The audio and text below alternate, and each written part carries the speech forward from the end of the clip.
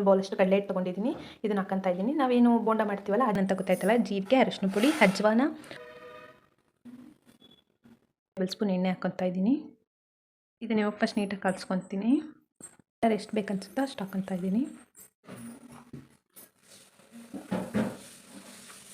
ಆಗಿದೆ, ಈ ಥರ ಕನ್ಸಿಸ್ಟೆನ್ಸಿ ಬಂದಿದೆ. ತುಂಬ ಇಷ್ಟು ಆದಮೇಲೆ ಇದನ್ನು ಇವಾಗ ಒಂದು ಹಾಫ್ ಆನ್ ಅವರ್ ರೆಸ್ಟಿಗೆ ಬಿಡಬೇಕು.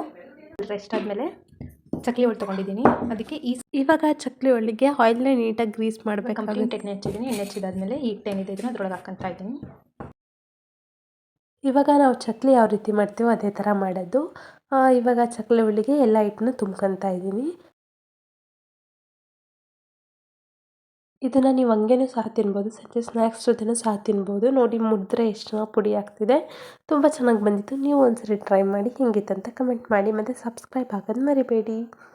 ಇದೇ ಥರ ಎಲ್ಲ ಸೆಟ್ನು ನೀಟಾಗಿ ಕರೆದು ಸೈಡಲ್ಲಿ ಎತ್ತಿಟ್ಕೊಂಡ್ರೆ ಆಯಿತು.